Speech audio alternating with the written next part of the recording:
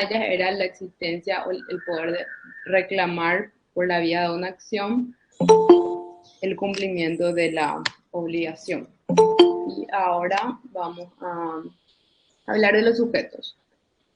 Ya, la clasificación de la obligación se puede dar por los sujetos en simples y múltiples. Generalmente, cuando hacemos alusión a los a las obligaciones de sujeto simple, nos estamos refiriendo a que existe un solo acreedor o un solo deudor. Cuando estamos en presencia ante una obligación de sujeto simple, no hay mayores inconvenientes porque sabido es que cada sujeto, digamos, se obliga por el todo y para liberarse se tiene que abonar el todo a un solo acreedor, entonces no hay mayores inconvenientes. La cuestión que vamos a tratar esencialmente hoy es las obligaciones de sujeto múltiple, cuando ya existe más de un acreedor o más de un deudor en su caso. Esta clasificación de los sujetos múltiples podemos dividirlas en principio en dos, que son las disyuntas y las conjuntas. Las conjuntas, a su vez, que es una clasificación, una subdivisión otra vez, se dividen en mancomunadas simples, solidarias, y la habíamos agregado hace poco una con el doctor Martínez, que es la subsidiaria, que más o menos quedaría en esa clasificación. En cuanto a las disyuntas, podemos, sigo admitiendo alumnos, entonces, como que en cuanto a las disyuntas, podemos decir que son aquellas obligaciones que se encuentran, cuyos sujetos se encuentran unidas por la disyunción O. Alexandra o Tobías deben 100 millones a X personas. Entonces, la característica y la importancia de esto es que se encuentra unida por la disyunción O, lo que implica que si una de los deudores abona, la obligación se extingue y lo relevante de esta disyunción, y por eso también el doctor Martínez lo habla en su libro de Gozo, dice lo siguiente, por eso también se suele hablar de una falsa pluralidad de sujetos, porque una vez que uno abona o uno en su caso, si hablamos de disyunción activa, recibe el pago, es como que nunca hubiera existido otros sujetos. Existe una desvinculación en la cual ni los acreedores ni los coacreedores, si son dos, le pueden reclamar al otro participar en el crédito, o los deudores le pueden reclamar al otro participar de su parte, digamos, que es lo que sucede con las solidarias. Para entender un poco esto, les recomiendo dar una lectura al 853 y 800, artículo 853 y 854 del Código Civil Argentino del año 2015, que incorpora, digamos, esta clasificación de forma específica. Y en una parte dice justamente que es la característica que el pago realizado a un acreedor o por un deudor libera a los demás, hay una exclusión entre sí y ninguno se puede reclamar nada ni exigir participación de parte del otro. Esa básicamente es la obligación disyuntiva. ¿Y qué pasa en nuestro derecho con esto? La tenemos expresamente y básicamente no. Expresamente nuestra legislación, nuestro Código Civil por lo menos no la tenemos, así como la tienen los argentinos, pero Silva Alonso, si lo leyeron, siempre trae un ejemplo que nos dice un ejemplo de esta obligación disyunta a nuestro derecho sería el depósito bancario a la orden de cualquiera de los depositantes, que retirado, si hay más de un depositante, que retira uno, o el doctor Alberto o Josefina, entonces se extingue la obligación con el pago hecho a cualquiera de los acreedores. Y otro ejemplo que nos trae el doctor en su libro, que es muy interesante, no sé si ustedes están al tanto de la ley que indemniza a las víctimas del Colaños, que no, perdón, de la ley que indemniza a las víctimas de la dictadura, del Colaños también está, pero específicamente de las víctimas de la dictadura, que establece que en sede administrativa tanto el cónyuge o los parientes consanguíneos de primer grado pueden exigir al Estado una indemnización.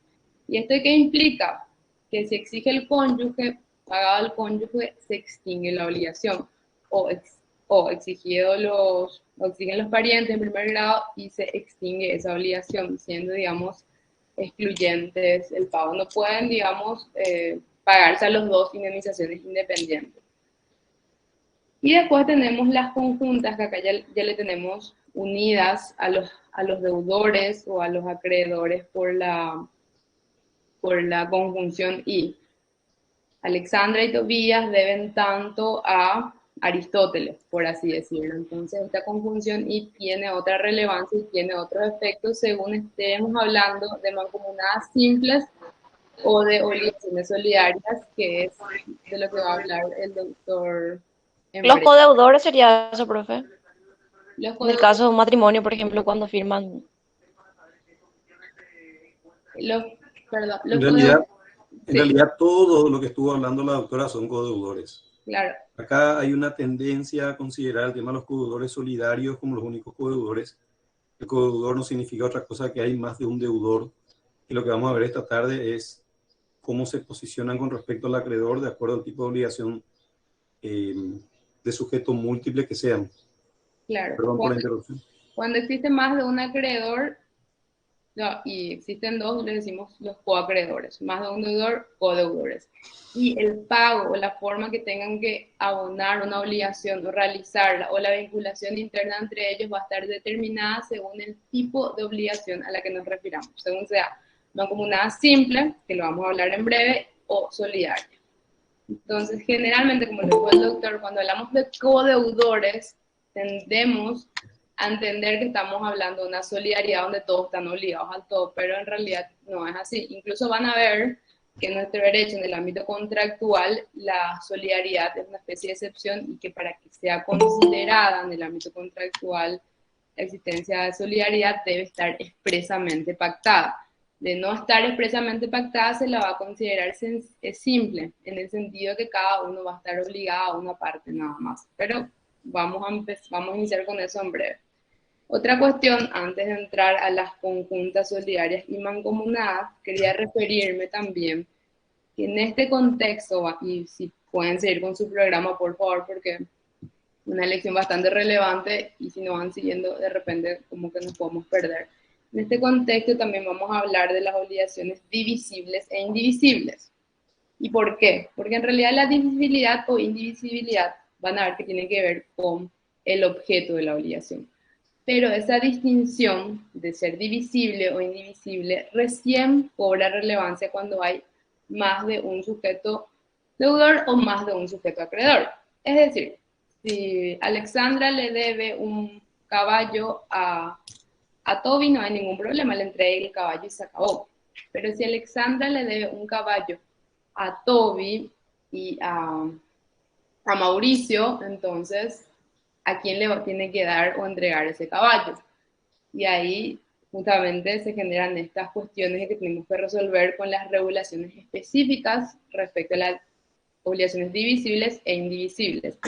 Es más, se tiende a confundir la obligación divisible con las solidarias, que tienen unas distinciones muy, muy importantes. Yo preparé un cuadro comparativo entre todos estos tipos de obligaciones, las disyuntas, las conjuntas, divisibles, indivisibles, solidarias, de manera que cuando ustedes estudien puedan establecer bien la distinción. Eso les voy a pasar probablemente más adelante atrás del Classroom para que no se confundan, porque como son muchas clasificaciones, de repente tienden a confundir, especialmente las solidarias y las indivisibles, que si bien son parecidas, tienden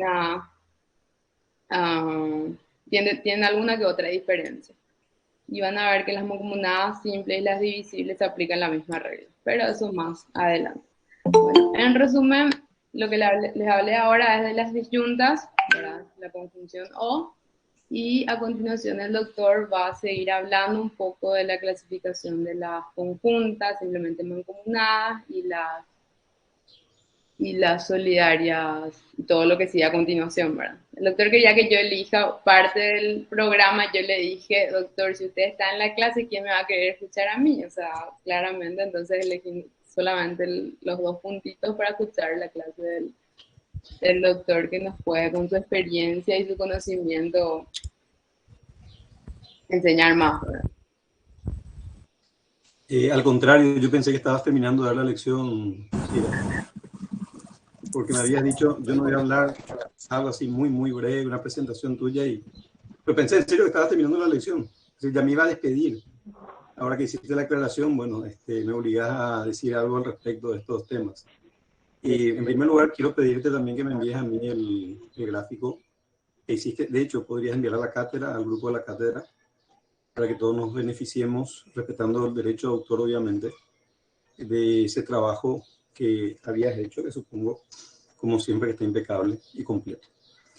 En realidad acá, esto que vamos a desarrollar hoy, lo habló ya Montserrat, se completa con otras figuras de sujetos múltiples que en nuestro programa lastimosamente no llegamos a introducir, que son las obligaciones concurrentes y las obligaciones subsidiarias a las cuales ella hizo alusión. ¿O se introdujo eso? Incluimos en esta última modificación. Ah, ok. Okay, porque en la versión que yo tenía del programa aprobado no aparecían. Sí, no, en la última versión que nos mandaron estaba. La que yo abrí acá no estaba, pero no importa, vamos a desarrollarla. Habíamos agregado en la preparación, ¿no? Perfecto. Perfecto, porque así yo creo que se tiene el panorama completo con respecto al tema de las obligaciones de sujeto múltiple. Y vinculado a lo que estaba señalando, creo que fue la señorita Argüello, hay que hacer alusión a que no nos confundamos. El término codeudoría significa más de un deudor y coacreedores significa más de un acreedor. No necesariamente en ninguna de las funciones o de los tipos de obligaciones de sujeto múltiple, sino habrá que ver en cuál de ellas, de acuerdo a lo que se señala, pero tanto puede haber codeudores en las obligaciones simplemente mancomunadas, en las solidarias, en las obligaciones divisibles e indivisibles también, obviamente, en las obligaciones concurrentes también, en las obligaciones subsidiarias también. Pero el vínculo por el cual se ven atados al sujeto activo o a los sujetos activos en caso de que haya coacreedores va a ser bastante diferente. Yo de verdad había pensado que Montserrat iba a desarrollar la primera parte con respecto a los sujetos simples y múltiples y las definiciones hasta las disyuntivas. No sé si te querés encargar de eso, ya que arrancaste muy bien realmente. Ya desarrollé las definiciones, no lo puse con el título, pero ya hablé de las simples, un acreedor, un deudor, las conjuntas que se clasifican en solidarias y mancomunadas y subsidiarias, ¿verdad? Las conjuntas y las disyuntas independientes. Ya lo desarrollé brevemente, pero en realidad lo que faltaría es empezar a hablar de cada una, que sería la simple, la solidaria, y en el marco de la solidaria es que hablamos de las insólidum también. Y como último punto, antes de las divisibles e indivisibles, tenemos en el programa que yo había visto, le pedí ahora al grupo de Oscar que me mande el actualizado, tenemos las subsidiarias como último punto, que ya lo tenemos. Entonces creo que... Ok. Creo que hacer una simplificación de la estructura de la relación obligatoria siempre es beneficioso. Es decir, pensar en un solo deudor y en un solo acreedor, el vínculo o la relación jurídica, mejor dicho, que los une, la potestad, la facultad, la prerrogativa que tiene ese sujeto activo de reclamar compulsivamente al sujeto pasivo. Siempre vamos a hablar de una consecuencia jurídica derivada del cumplimiento, del incumplimiento, sea absoluto, relativo o defectuoso de esa prestación prometida o prestación comprometida. Hace que entendamos mejor el concepto. Es un concepto muy simple en el sentido del dibujo. Hay un acreedor, hay un deudor, hay una relación jurídica y en virtud de esa relación jurídica el acreedor tiene una potestad, tiene una fuerza entregada por la ley para exigirle, en algunos casos el cumplimiento y en otros casos una consecuencia. ¿Por qué hablamos de una consecuencia y de un cumplimiento? Porque hay veces que se puede pedir el cumplimiento, pensemos en una obligación de dar, pero hay veces que no se puede pedir el cumplimiento. Está excluido el cumplimiento, pero no significa que eso no traiga aparejada una consecuencia jurídica, por ejemplo, en las obligaciones de hacer. Cuando tenga que usar la fuerza sobre la persona del sujeto obligado, la ley expresamente lo dice, no se podrá pedir el cumplimiento y deberá derivarse a través de otra consecuencia jurídica que normalmente es la demanda de resolución del acto jurídico que le dio nacimiento o la demanda de indemnización o la demanda de indemnización. Lo mismo pasa en las obligaciones de no hacer. Cuando tenemos estas obligaciones de no hacer, que se dividen, lo vamos a ver en su momento, en obligaciones de no hacer instantáneas y permanentes, según sea el nivel de obligación del sujeto pasivo, es decir, si se está obligado siempre a omitir un hecho, o está obligado en un momento puntual y concreto a omitir un hecho, por ejemplo, en las obligaciones de no hacer permanentes, la persona se compromete a no construir un muro que impida el acceso a un predio que está encerrado. Y obviamente tiene a lo mejor la obligación sine die, es decir, por todo el tiempo que aquella situación de encierro esté vigente, el dueño del predio sirviente, con respecto al dueño del predio dominante, tiene esta obligación de no obstaculizar el paso por su terreno, por su inmueble, para que el dueño del predio servido, o dominante, mejor dicho, el predio dominante, pueda entrar a su propiedad. Esto nos lleva, y en la obligación de no hacer instantánea, la persona se comprometió a no realizar un acto en un momento puntual y concreto. Por ejemplo, no presentarse a un evento. Me comprometo a no presentarme a una licitación, me comprometo a no presentarme a un acto público, etcétera, etcétera. Por lo tanto, si incumple, se presentará, y eso ya es irreversible. En el primer caso es reversible, es decir, la persona acreedora podría pedir eventualmente la destrucción a costa del sujeto obligado de aquel impedimento que obstaculiza el ingreso a su inmueble. En el segundo caso parece que ya es irreversible, es decir, la persona ya no puede volver el tiempo atrás y el sujeto que se presentó a la licitación o que se presentó al evento público ya no puede dejar sin efecto esa presentación porque ya lo hizo. Entonces, en esos casos, como no se puede volver atrás y dejar sin efecto la situación, o mejor dicho, la omisión a la cual se había comprometido, se establece puntualmente como una consecuencia la indemnización de daños y perjuicios. Esto tiene que ver, como decía, de conformidad a las obligaciones simples, es decir, aquellas unidas o aquellas que unen un sujeto acreedor y un sujeto deudor. Y en este dibujo mental, muy sencillo, repito, es muy útil, porque nos simplifica mucho el esquema y nos muestra los elementos esenciales de la relación obligatoria. Así vemos el sujeto acreedor, el sujeto deudor, la relación jurídica. Siempre insistimos en las relaciones obligacionales más que el vínculo.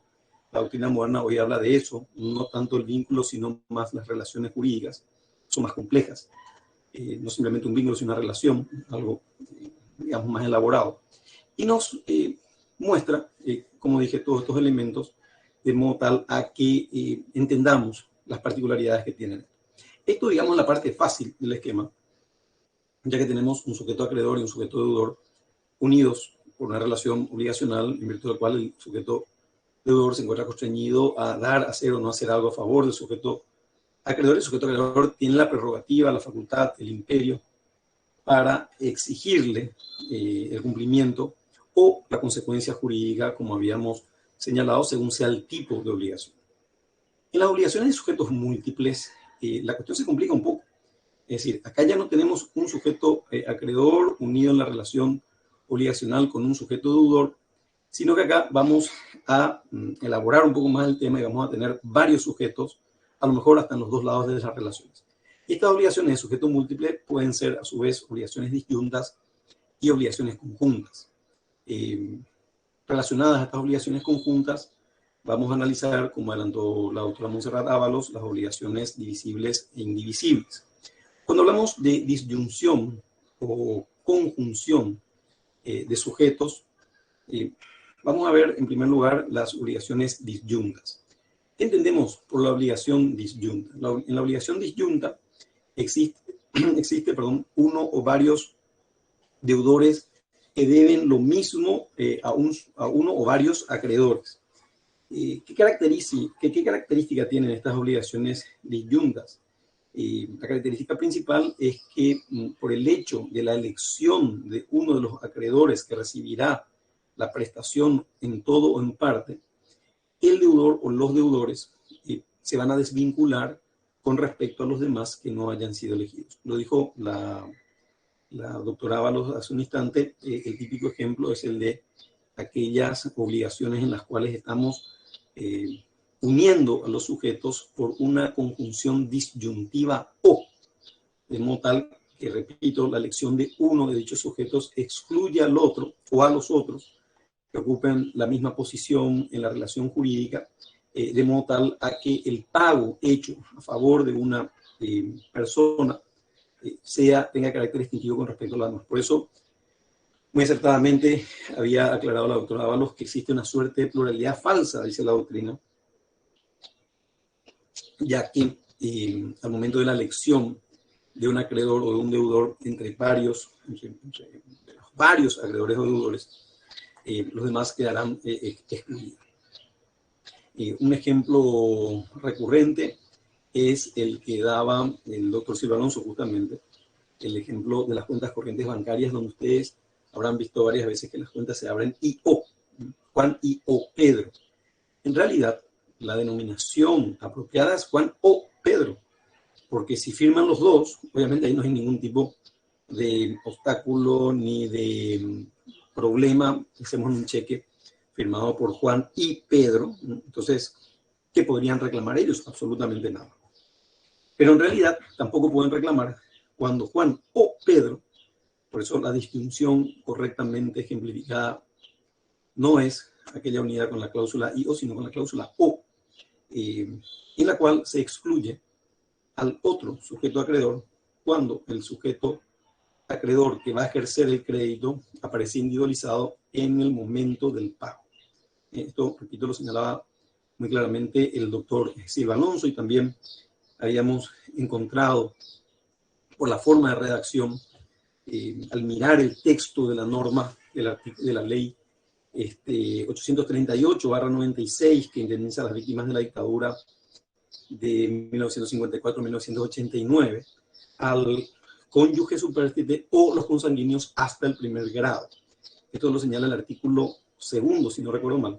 Y en estos casos, el sujeto acreedor que aparezca cobrando excluirá a los otros beneficiarios, sin perjuicio que después eventualmente puedan ejercerse algunas acciones entre ellos, si caben las mismas, pero en principio van a liberar al sujeto deudor, en este caso el Estado paraguayo, con respecto al conjunto de acreedores. Una salvedad es esta, que a mí no me parece esta ley 838/96 sea una ley que establezca una obligación indemnizatoria a cargo del Estado. Es una cuestión filosófica que no la vamos a discutir ahora, pero que básicamente podríamos adelantar diciendo que es una es una ley que establece una obligación vinculada más al asistencialismo social. Entonces, en ese caso, sí, las personas que realizan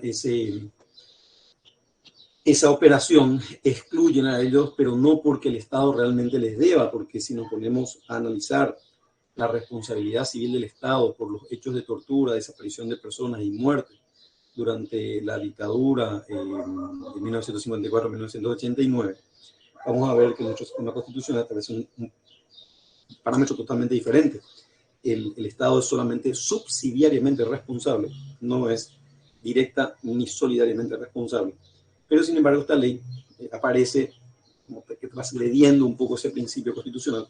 No estoy hablando de la justicia, la norma me parece una norma tremendamente justa, pero se la enfoca, por ende, como una obligación vinculada al asistencialismo social más que a una obligación indemnizatoria. Había hecho referencia la doctora Ábalos a los artículos 853 y 854 del Código Civil y Comercial argentino, que reemplazó el Código de Vélez en el ámbito del Código Civil, un Código Civil que dejó de tener vigencia después de más de un siglo, creo que y medio, tuvo muchísimo tiempo y por supuesto tiene muchísima influencia, pero en esta nueva redacción, el Código Civil y Comercial argentino del año 2015 rellenó el faltante que estaba en el Código de Vélez al considerar expresamente las obligaciones disyuntas en los artículos 853 y 854 y 855 también. Hacemos siempre relación a estas normas extranjeras porque incluso googleando estos artículos ustedes van a encontrar una gran cantidad de material vinculado a escritos que se han hecho en el país vecino, en Argentina, con respecto a estas nuevas normas, porque son realmente nuevas, para nosotros y para ellos, que regulan este tipo de cuestiones. Cuando hablamos de las obligaciones conjuntas, hablamos de las obligaciones simplemente mancomunadas o mancomunadas solidarias. En el léxico diario nos simplificamos un poco la vida y le llamamos mancomunadas o solidarias. En realidad, las solidarias también son mancomunadas. Entonces, la denominación correcta es simplemente mancomunadas o mancomunadas solidarias. Pero repito, cuando uno habla en el ámbito común, en el ámbito diario, solemos hacer referencia a las obligaciones solidarias y a las obligaciones mancomunadas o simplemente mancomunadas. Ojo con este detalle. En las obligaciones solidarias se presenta la característica que el acreedor tiene mucho más o muchas más expectativas de cobrar, tiene muchas más posibilidades de cobrar en las obligaciones simplemente mancomunadas. Lo vamos a ver después por qué, pero me anticipo a comentarles que estas obligaciones mancomunadas solidarias, establecen lo que se llama el favor creditoris, es decir, se establecen en beneficio del acreedor, en beneficio del acreedor. Y como digo, tiene muchas más posibilidades porque estas personas, todos ellos, en las obligaciones mancomunadas solidarias, deben lo mismo al sujeto activo. Deben lo mismo, pero se liberan todos cuando uno de ellos paga la totalidad de la deuda. Cuando uno o algunos de ellos pagan la totalidad de la deuda. Y el acreedor le puede exigir a cualquiera de ellos.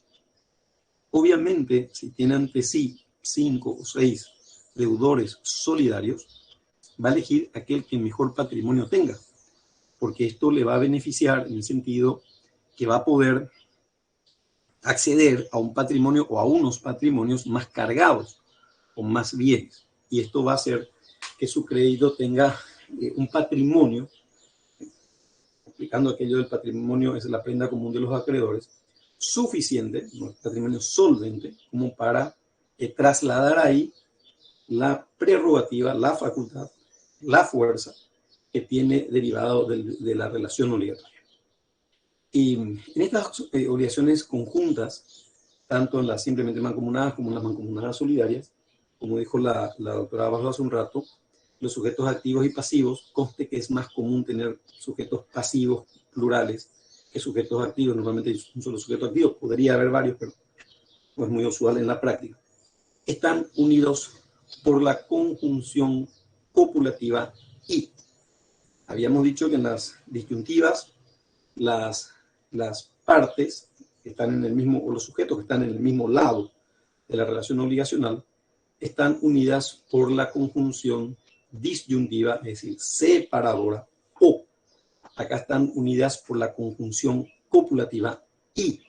Las personas obligadas se unen, entonces Juan y Pedro deben una suma de dinero, por ejemplo, a Tobías. Y consecuentemente Tobías puede reclamar a Juan y Pedro ese pago.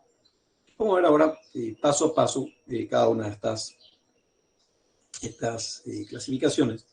Y vamos a empezar por un ejemplo que me parece que fue elegido adrede para explicarlo bien, en el cual 3 sujetos se encuentran obligados, son deudores, de 3 personas en una relación simplemente mancomunada, debiendo 90 millones de guaraníes en total.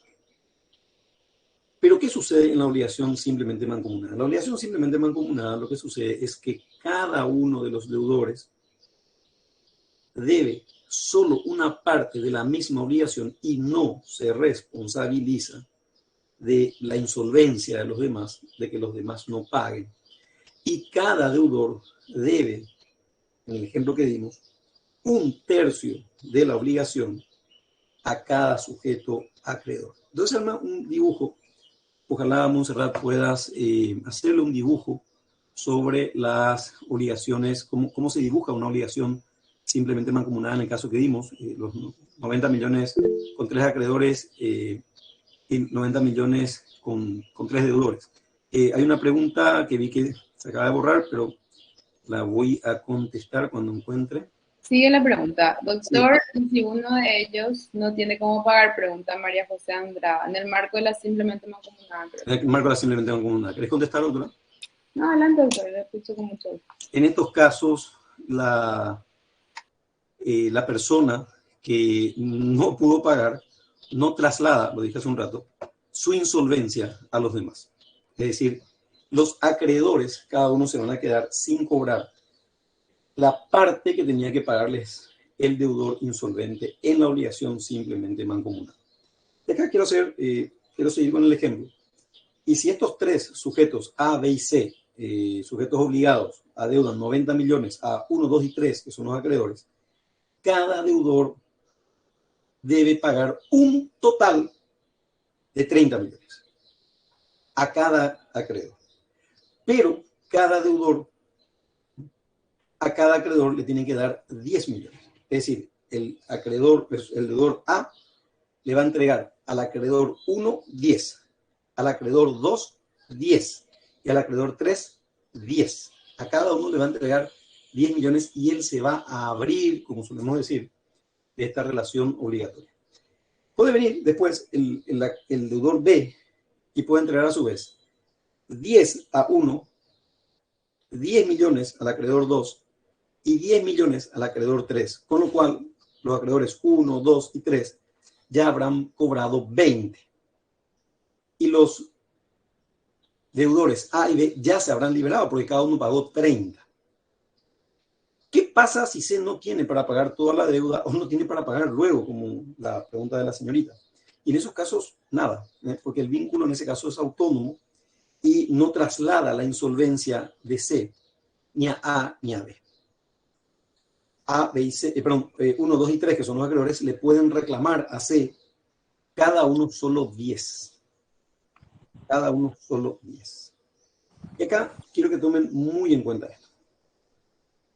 Quiero que anoten, de hecho, para no incurrir en errores. El tipo de obligaciones que se establecen entre los sujetos de acreedores y deudores en una relación nacida de la voluntad es, en principio, simplemente mancomunada. El principio no es que sea solidario. La solidaridad no se presume. Si no recuerdo mal, corrígeme por favor, Montserrat, eso estaba en el 508 o en el 510, con respecto al tema de la falta de presunción. Está en el 510. 510. Y quería aclarar antes de seguir simplemente mancomunadas, una puntualización de que las simplemente mancomunadas con el titulito en realidad no la tenemos en el código porque se aplican las reglas de las obligaciones divisibles que la van a encontrar en el artículo 495 en adelante. Correcto. Porque si no, para el código simplemente mancomunadas no la van a encontrar. Correcto. Creo que una persona acaba de... Perdonen la vulgaridad de la expresión, pero creo que acaba de escribir algo. Perdón, la doctora Fila fue. Claro. Artículo 497, no había visto quién lo había escrito. 510, doctores, sí. La solidaridad, que no se presume en el marco de la contractualidad, digamos. Correcto. No se presume en el marco de la contractualidad. Y ojo, sí se presume en el marco, pero esto es otra cosa, pero para que tengan la película completa, si se presume en el marco de la extracontractualidad derivado de obligaciones indemnizatorias por hechos ilícitos. En esos casos, sí, las personas que están vinculadas al mismo hecho ilícito extracontractual están solidariamente obligadas. Esto no está en esta parte del Código, está en el artículo 1841 del Código Civil, en el cual van a encontrar que las personas que están todas unidas en el mismo hecho ilícito son solidariamente responsables, y ahí ya obviamente no hay ninguna necesidad de establecer un vínculo expreso, como si hay en las obligaciones derivadas de la voluntad, en donde si es que no se previó la responsabilidad entre los sujetos obligados, será una responsabilidad simplemente mancomunada. ¿Cuál es la definición que podríamos dar en estas obligaciones simplemente mancomunadas en base a lo que dijimos, en base al ejemplo que dimos? Y bueno, podríamos decir que las obligaciones conjuntas de sujetos múltiples, conocidas como obligaciones que son simplemente mancomunadas, son aquellas en las cuales el objeto de lo debido se encuentra dividido entre tantos acreedores y tantos deudores haya, y en la que cada uno de los acreedores recibe y cada uno de los deudores paga, según sea el caso, solo una parte que se presume que es igual a la de los demás, a no ser que el título constitutivo de la obligación indique otra solución. En el ejemplo que habíamos dado, decíamos, hay 90 millones, dividido 3 acreedores, cada acreedor tiene que terminar recibiendo 30, cada deudor tiene que terminar pagando 30, aunque cada deudor va a ser 10, 10, 10, conforme lo explicamos. Pero el título puede decir otra cosa. Es decir, puede decir, sí, hay 30, pero el acreedor 1 va a cobrar 10, el 2 va a cobrar 15 y el 3 va a cobrar 5. Entonces ahí tenemos también la sumatoria de 30. Y en ese caso, el título habrá significado una carga distinta. Una carga distinta para los acreedores, porque cada acreedor va a tener que dividir el total dividido la cantidad, cada deudor, perdón, va a tener que dividir el total de lo debido entre cada acreedor, y cada acreedor va a tener que terminar cobrando lo que dice el título. Sería interesante, doctora Ábalos, si podríamos realizar, el tema de 90 millones es fácil, pero en ese ejemplo que dimos, si debemos 30 millones, pero 5, 10 y 15, cómo hacer la división, es un poco de matemática, a lo mejor agarrando la calculadora, podríamos intentar hacer un ejemplo que si lo haces, te voy a reconocer el mérito académico, a lo mejor lo podemos publicar en alguna próxima edición de algún otro material con expresa mención de la autoría de la persona que se tomó el fin de semana el trabajo de hacer el cálculo un sábado de tarde, a un 9 de octubre, con regalo por el 9 de octubre, hacer un cálculo y enviarlo. Sería muy, muy, muy apreciado por los integrantes de la cátedra. Creo que se acaba de generar una obligación completamente involuntaria. No, sin problema, doctor, no hay ningún drama. Por supuesto que lo haremos. Por el aquellos que dijeron, yo voy a estudiar Derecho porque nunca voy a hacer un cálculo matemático, hay que repensarlo un poquito. Sí, se hacen a veces cálculos matemáticos. Justamente, con la mínimos, pero cálculos matemáticos, en fin, perdón. En la clase de el video habíamos hecho la vez pasada. Le dije exactamente lo mismo e hice referencia a las liquidaciones que se tienen que hacer en los juicios. Okay. Es muy triste cuando el abogado no sabe hacer bien el cálculo y pide menos de lo que en realidad debe pedir. Ok. Bueno, entonces ya tenemos un trabajo prehecho por la doctora Ábalos que nos va a regalar a los integrantes de la cátedra y por supuesto a los alumnos. El 9 de octubre. 9 de octubre, mañana sábado 9 de octubre. Es un buen día para pensar en números. Decíamos que estas obligaciones simplemente mancomunadas tienen efectos puntuales. No voy a volver sobre el tema, simplemente vamos a recordar que estas son obligaciones que implican una divisibilidad del objeto que debe ser pagado. En estos casos, el objeto debido no puede ser indivisible, tiene que ser necesariamente fraccionable. Cuando hablamos de fraccionable no nos estamos refiriendo a la imposibilidad material de fraccionar, porque un caballo puede ser fraccionado si lo partimos en dos. Obviamente morirá el caballo. Pero cuando hablamos de la fraccionabilidad de lo debido, nos estamos refiriendo a aquello que implicaría la pérdida del legítimo interés del acreedor. El ejemplo que había dado la doctora hace un rato, cuando Alexandra y Mauricio le deben un caballo a Tobías, creo que ese fue el ejemplo, o similar, se entiende que le van a dar todo el caballo. Es decir, se entiende que Tobías, cuando quiere el caballo, lo quiere entero para hacerlo trabajar, para hacerlo correr en el hipódromo, para lo que sea. Pero obviamente estamos hablando de la integridad del animal vivo e íntegro. En las obligaciones simplemente mancomunadas, el objeto tiene que ser necesariamente divisible. Todas estas obligaciones simplemente mancomunadas serán obligaciones divisibles, pero ojo, no todas las obligaciones divisibles serán forzosamente obligaciones simplemente mancomunadas, porque estas obligaciones divisibles pueden ser, por ejemplo, solidarias. Repito, las obligaciones simplemente mancomunadas serán forzosamente divisibles, es decir, hay una relación necesaria entre la mancomunidad simple y el carácter divisible de lo debido, y hay una relación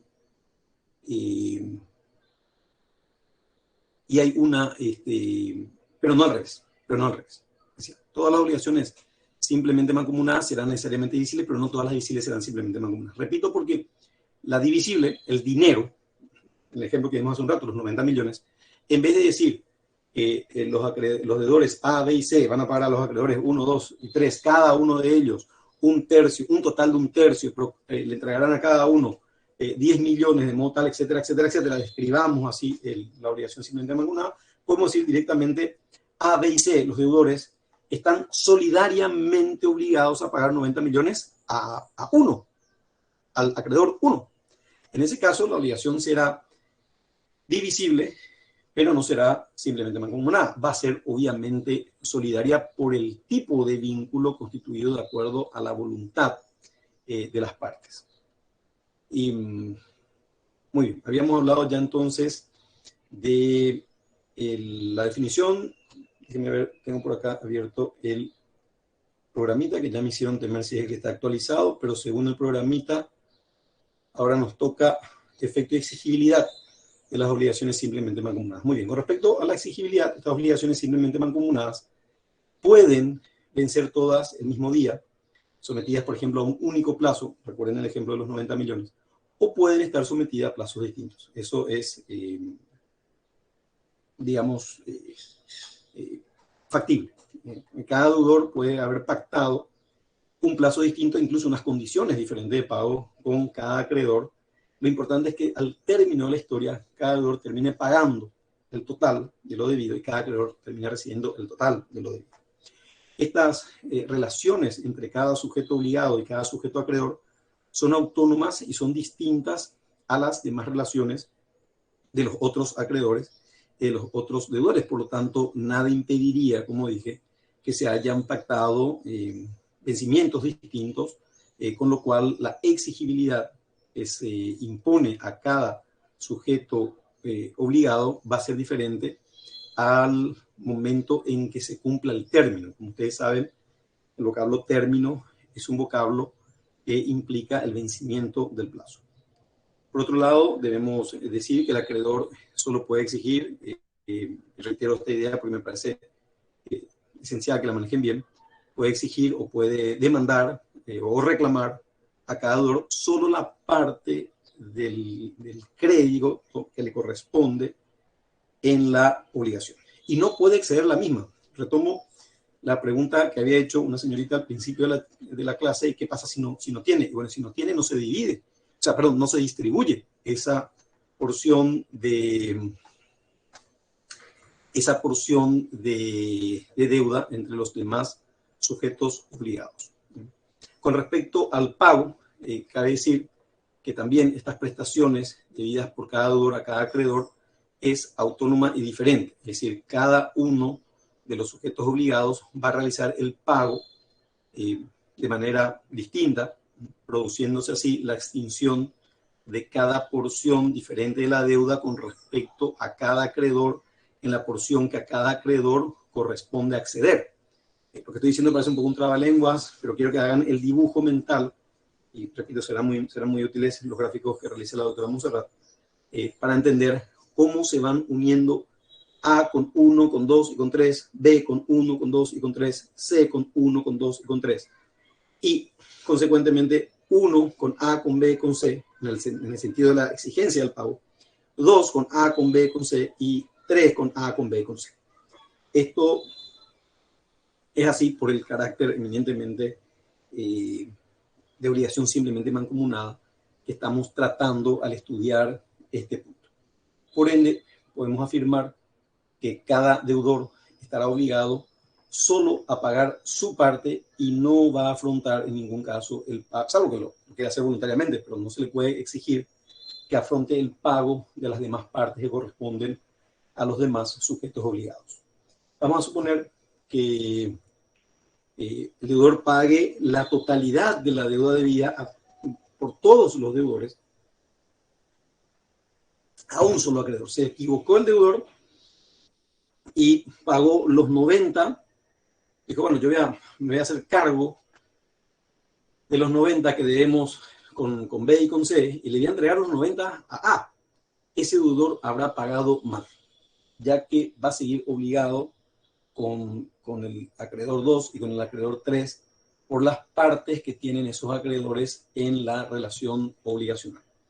En esta situación, el deudor que pagó en exceso a un acreedor obviamente va a tener derecho a repetir del mismo lo pagado de más, pero ahí ya va a entrar en un tema bastante engorroso, porque el que paga mal tiene que plantear eventualmente luego una acción de repetición de pago, lo cual no es ideal y podría haberse evitado seguramente a través de un buen asesoramiento jurídico. Salvo que, solución práctica a este caso, el acreedor decida tomar la obligación cobrada íntegramente y se la reparta a los demás acreedores, y bueno, en cuyo caso ahí podríamos ver una solución, pero eso va a depender de la voluntad. Y acuérdense que estamos en presencia del derecho patrimonial, en donde hacemos siempre alusión a que en estos casos la voluntad rige casi ilimitadamente. Yo siempre uso la palabra casi por una cuestión de prudencia, pero realmente es en forma ilimitada. Es muy amplia, muy amplio el poder de la voluntad, el poder generador de consecuencias jurídicas que tiene la voluntad para todo, ¿no? Para constituir, para extinguir, para transigir, para lo que sea. Con respecto al tema de la prescripción de las obligaciones simplemente mancomunadas, tenemos que decir que si una obligación simplemente mancomunada tuviera un único plazo de vencimiento, que dicho sea paso es lo común, esto es lo que normalmente suele pasar, nada obsta a que se deban vencimientos distintos y nada obsta a que cada deudor deba algo distinto, un monto distinto, pero lo normal, lo usual, lo que se ve en los, también hay que reconocerlo, no muchos casos de obligaciones simplemente mancomunadas que existen, es que teniendo todos el mismo vencimiento, el plazo de vencimiento va a empezar a correr al momento del único vencimiento para todos. Sin embargo, si los plazos de vencimiento fueran diferentes para los distintos deudores, estos plazos de prescripción no podrán correr desde un mismo momento y también van a tener que diferir, ¿no? Porque como ustedes saben, la prescripción empieza a correr cuando la acción, es decir, la facultad que tiene el acreedor de demandar, se encuentra expedita y no existe ningún obstáculo para la promoción de la demanda. No existe ningún obstáculo para la promoción de la demanda. En estos casos, como tienen fechas distintas, obviamente los acreedores no van a poder demandarle, por ejemplo, a B, que tiene un plazo posterior, pero sí podrán demandarle a A, si es que A no les paga. Y tendrán que esperar que la obligación de B venza para demandarle a B. Y por otra parte, puede pasar también que se produzcan hechos suspensivos o interruptivos del plazo de prescripción de la acción. Doctora Montserrat, ¿querrías explicar? Recuerdo que te salía muy bien la distinción entre suspensión e interrupción de la prescripción. con un ejemplo bastante, ¿cómo podríamos decirlo? Juguetón, ya que se trataba de un juego de play, ¿verdad? Y ella lo explicaba así, y me llamó mucho la atención en aquella época, cuando la doctora Montserrat explicaba la suspensión y la interrupción de acuerdo al criterio de Mario Bros. ¿Eh? Eh, si podrías explicar, por favor, doctora, cómo se da la suspensión y la interrupción de la prescripción con Mario Bros. Bueno, doctor, sin problema. El ejemplo en vivo es más ameno explicar esto. Claro. Pero, bueno, básicamente... Hubiera puesto en mi libro también ese ejemplo, no me animé, a lo mejor ahora en la segunda edición, reconociendo el derecho de autor, No. voy a hacer la explicación de la suspensión e interrupción de acuerdo a Mario Bros. A ver. Bueno, en primer lugar, para que no se asusten, el tema de la prescripción lo vamos a hablar más adelante en la lección, en la parte que corresponde a modos de definición de las obligaciones. Para adelantarnos un poco, para saber o graficar qué es la prescripción, les digo así brevemente, pero volveremos a esto más adelante. La prescripción es un modo de extinción de una obligación por el transcurso del tiempo y por la inactividad imputable al acreedor. Es decir, uno ya se va a desobligar a una obligación que debía pagar. ¿Por qué? Porque transcurrió un cierto tiempo y el acreedor no utilizó o no ejerció las acciones legales correspondientes para cobrar el crédito que tenía. Un ejemplo claro que podemos dar así rápidamente de prescripción es cuando de los actos ilícitos. La prescripción de los actos ilícitos de 2 años. Cuando usted tiene un accidente de tránsito con alguien, con alguna persona determinada, surge una obligación indemnizatoria. Si usted le atropellaron a la persona, usted tiene una obligación indemnizatoria que surge, digamos, a partir de ese hecho.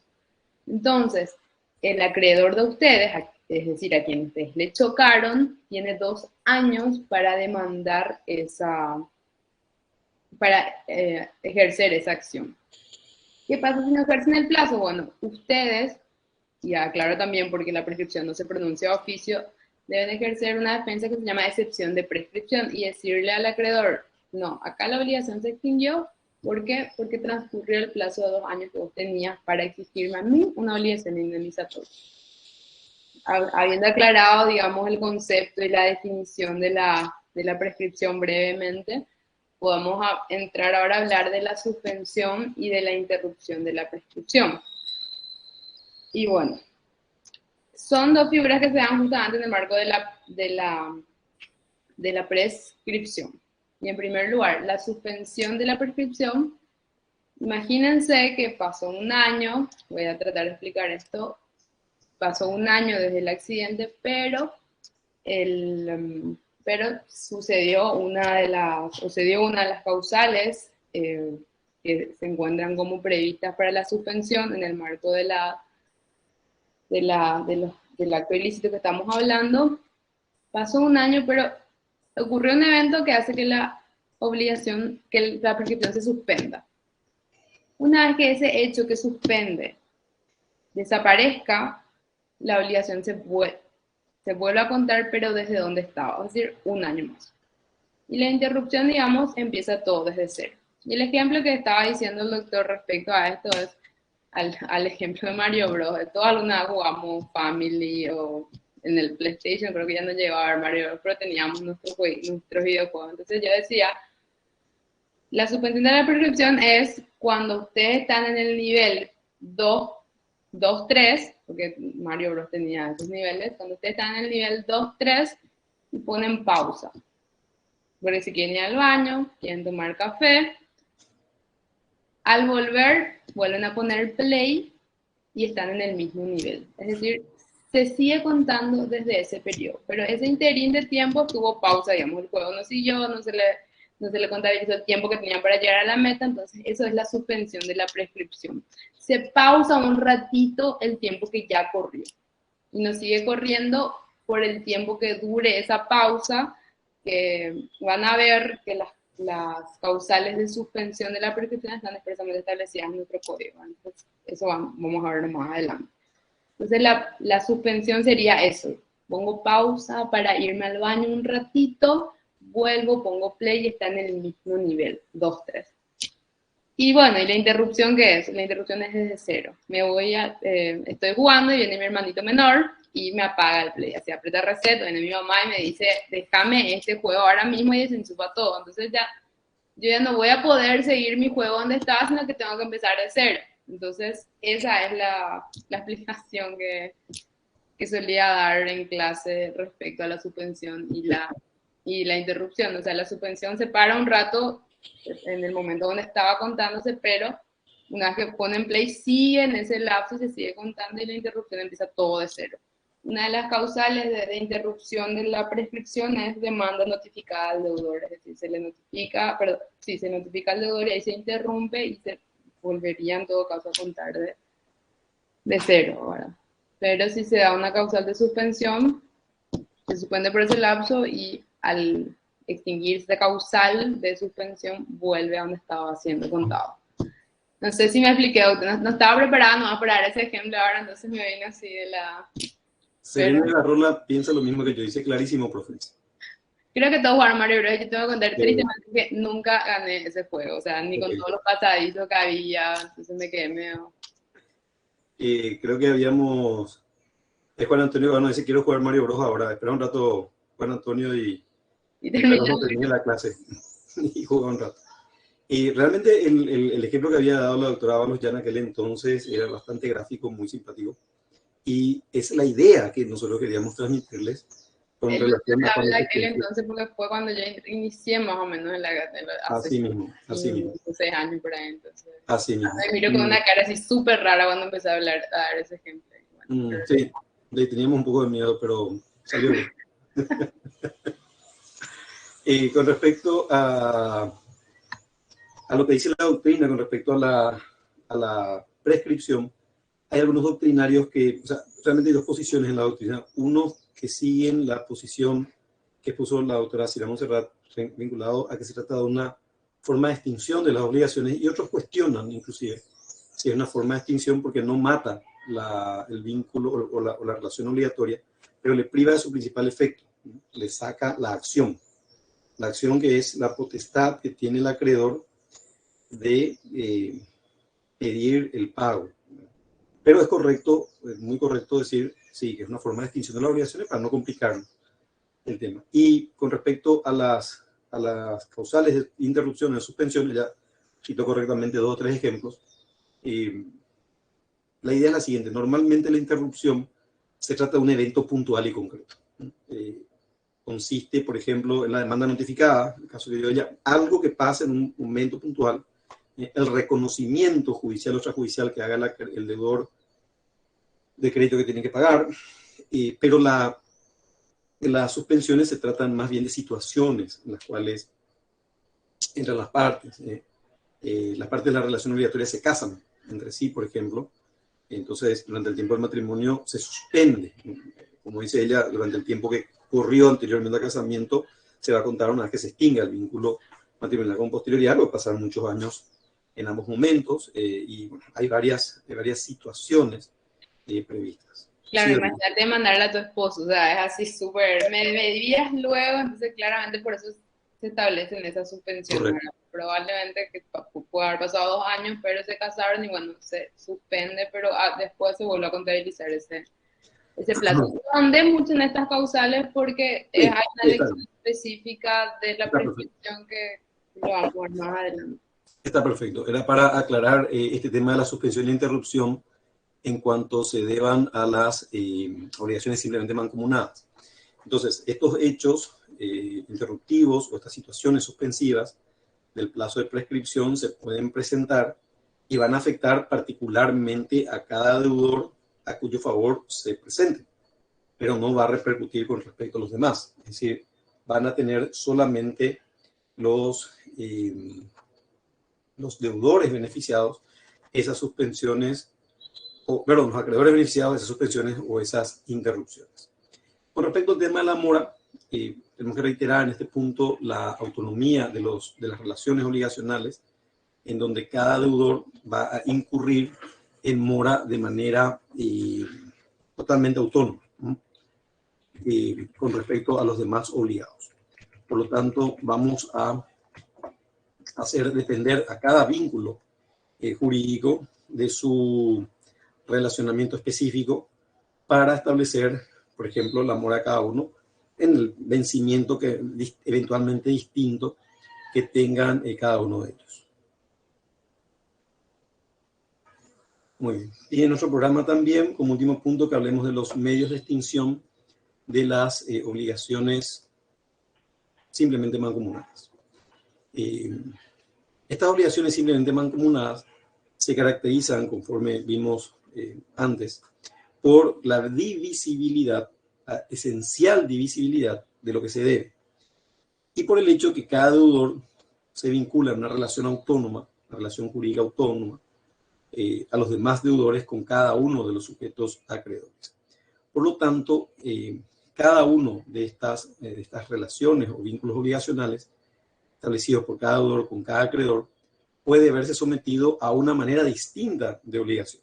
Vamos a, por ejemplo, establecer el caso de la remisión. La remisión, que en términos vulgares se conoce como condonación de la deuda. La remisión básicamente es el perdón que puede dar el acreedor como dueño del crédito. Habíamos dicho, es parte de su patrimonio y consecuentemente, como es parte de su patrimonio, el acreedor puede disponer de él. Es decir, lo puede regalar, lo puede condonar.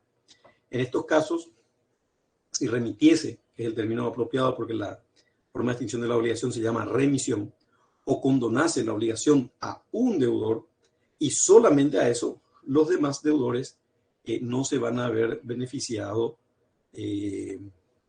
con esa disposición voluntaria, con esa renuncia voluntaria que hizo el acreedor con respecto a un único sujeto obligado. Por lo tanto, va a matar solamente ese vínculo o esa relación puntual y concreta con esa persona a la cual quiere beneficiar.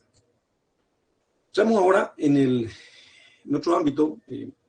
Este sí se da más en la práctica, como dije, establecido favor creditoris, de modo tal a que producida esta mancomunación o mancomunidad solidaria, o simplemente obligación solidaria, el acreedor tiene una mucho mayor posibilidad de cobrar su crédito porque todos los deudores se encuentran obligados a pagar lo mismo hasta el total de la obligación, y el acreedor puede elegir quién de ellos le va a pagar. Esto evidentemente, como dijimos hace un rato, el patrimonio de los distintos sujetos obligados constituirá la prenda común, o cada uno de los patrimonios constituirá la prenda común de los acreedores o del acreedor. Vamos al caso puntual y concreto en el cual normalmente el acreedor es uno solo. Lo había dicho hace un rato, en estos casos no suelen aparecer más de un sujeto acreedor, aunque podría pasar.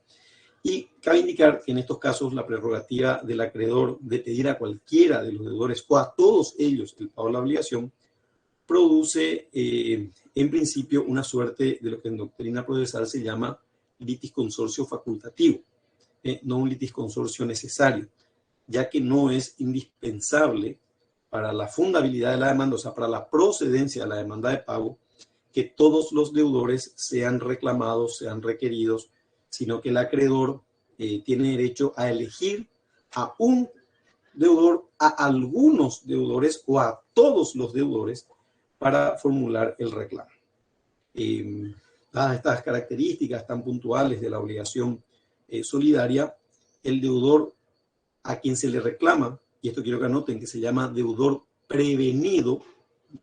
El deudor prevenido es el deudor a quien se le reclama, carece del llamado, anoten también esto, beneficio de excusión. Es decir, él no puede decir, somos 4, debemos 100, a mí reclámenme solamente 25, reclamen el resto a los demás, o reclámenle primero a los demás. No puede hacer eso, porque en las obligaciones solidarias el acreedor tiene la prerrogativa de elegir a uno, a algunos o a todos, a los efectos del reclamo de lo que le sea debido cuando la relación que une al acreedor con los deudores sea solidaria. Entonces, ¿qué es una obligación solidaria? La obligación solidaria es aquella relación obligatoria de sujeto múltiple, como habíamos dicho, en la cual cualquiera de los sujetos deudores está obligado, cualquiera sea la fuente también de generación de la obligación, que puede ser voluntaria o legal, puede venir de la ley, a realizar con efecto extintivo para todos los obligados, vamos a ver después cómo se llama este efecto, la totalidad del pago de lo debido a favor de cualquiera de los acreedores, también con efecto extintivo con respecto a todos los acreedores, aun cuando el objeto de la obligación sea divisible. Lo habíamos hablado hace un rato, en el caso que lo debido en la obligación solidaria sea divisible y la obligación es solidaria, esto no le permite a los sujetos acreedores medir la divisibilidad, de modo tal que cada uno parta en una porción igual. Con respecto a la naturaleza de estas obligaciones solidarias, tenemos que decir que algunos autores han recurrido a diversas argumentaciones, las indican con una naturaleza distinta. Algunos señalan que los deudores solidarios son una suerte de representantes recíprocos de los demás, de uno con respecto a los otros, y se consideran mutuamente mandatarios, de modo tal a que lo que realiza uno repercute en los demás codeudores. Esta tesis parece ser adoptada por el Código Civil y Comercial Argentino del año 2015, que en su artículo, creo que era 930 o 929, señalaba que cada uno de los coacreedores y cada uno de los codeudores representa a los demás en los actos que realiza como tal. Entonces parecería referirse a una función de representación, con lo cual parecería que quienes escribieron este código muy interesante, y yo sé de paso, a pesar de lo que diga mi amigo Marcelo López Mesa, adoptaron esta explicación sobre la naturaleza jurídica de las obligaciones solidarias. Pero a mí me convence más considerar que la obligación solidaria es una relación jurídica de carácter excepcional, que rompe una regla romana muy vieja, el concursus partes fium, a la cual ya había hecho referencia de Gasperi en su definición, en virtud de la cual lo usual, lo normal, el principio que impera, como lo dije hace un rato, es la división de deudas y créditos. Yo les había mencionado que tratándose de obligaciones solidarias derivadas de la obligación, la relación que rige entre acreedores y deudores cuando existen varios de ellos, el principio es de la simplemente mancomunada y la excepción es de la solidaridad. Esta relación jurídica solidaria con el carácter excepcional fue mencionada por el legislador de distintos códigos desde hace mucho tiempo atrás y que veía como una suerte de garantía al sujeto acreedor. Por eso decíamos que era una situación de favor creditores. ¿Cuáles son los caracteres de esta obligación solidaria? En primer lugar, obviamente estamos hablando de lo más notable de todas, que aparece la pluralidad de sujetos. Esto es muy evidente, es muy llamativo. Puede haber una pluralidad de sujetos en cualquiera de los dos lados o en uno solo. Puede haber un acreedor con varios deudores, varios acreedores con varios deudores, o puede haber varios acreedores con un solo deudor. Es decir, se pueden realizar todos los tipos de combinaciones. Lo más usual, lo que uno ve con más frecuencia, por lo menos en las obligaciones derivadas de la voluntad, es la relación que existe entre un acreedor y varios deudores. Pero en vínculos obligacionales solidarios, con relaciones obligacionales solidarias derivadas de ilícitos extracontractuales, también suelen aparecer varias personas acreedoras unidas a varias personas deudoras. Lo dijo la doctora Montserrat hace un rato cuando mencionó la existencia de un hecho generador en un accidente de tránsito. En esos casos, sí, el vínculo va a ser de ese tipo. Van a haber relaciones obligatorias nacidas de un vínculo extracontractual. En este sentido, debemos decir, que existe lo que se llama, entre estos sujetos, entre esta pluralidad de sujetos, existe lo que se llama unidad de prestación. Anoten esto, por favor. Unidad de prestación. Esto significa que cada uno de los sujetos obligados está constreñido a la prestación común conjuntamente con los demás deudores, y todos ellos, sea en forma individual o en conjunto, ya lo habíamos dicho, no lo voy a repetir, en grupos o incluso totales, o sea, todos los deudores, a pagar la totalidad de lo deudado al acreedor o a los acreedores, según estos sean uno o varios. Y estos, los acreedores, pueden exigirle la totalidad de la prestación a cada uno de los deudores, a alguno de ellos o a todos. Sin embargo, si se diera el caso de que cada deudor se haya obligado, y esto es una situación muy excepcional, con cláusulas distintas y condiciones distintas, el reclamo del pago, porque puede suceder, de hecho el código lo dice expresamente en un artículo, no recuerdo el número, el reclamo del pago debe ser hecho atendiendo a las particularidades de esos vínculos que unen a cada sujeto deudor con cada uno de los sujetos acreedores. Entre los ejemplos más conocidos pueden darse casos en los cuales a algunos sujetos obligados se le dé plazos más prolongados y a otros en la misma obligación solidaria, o se hayan pactado condiciones suspensivas que no se pactaron con los demás sujetos obligados, o se concedieron después de haber nacido la relación obligatoria alguna espera o alguna quita, una espera, o incluso se exoneró la solidaridad, que es una situación que también la vamos a estudiar. Otra característica puntual es la pluralidad de vínculos. Las obligaciones solidarias se presentan como una de las características destacadas que los vínculos establecidos entre los distintos sujetos, a pesar de tener una unidad de prestación, tienen una pluralidad de vínculos.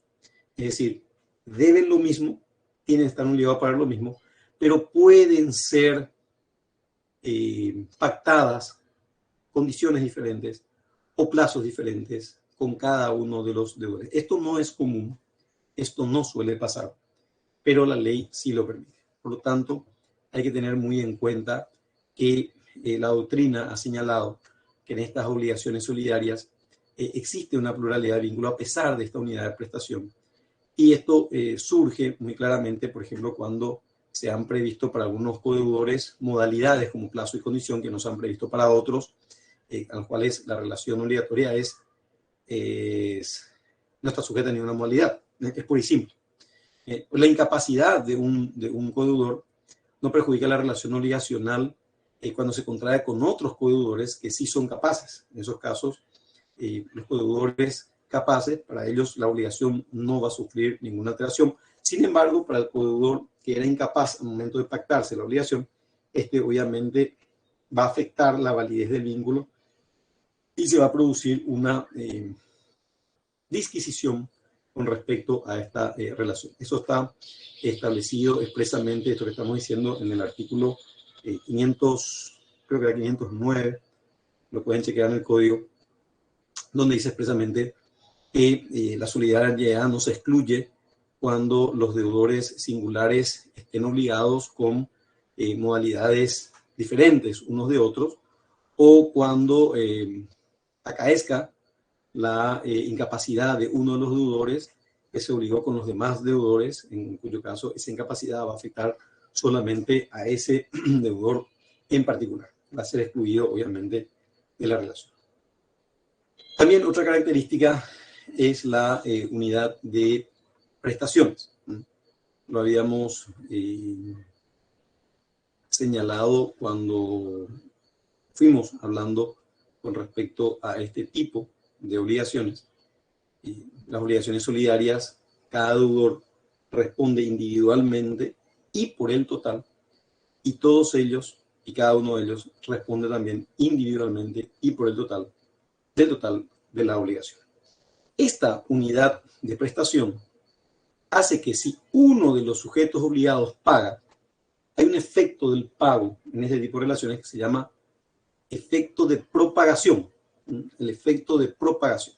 En estos casos, el efecto de propagación hará que el pago hecho por cualquiera de los codeudores a favor de cualquiera de los coacreedores va a tener efecto con respecto a los demás integrantes de la relación jurídica obligacional que no pagaron.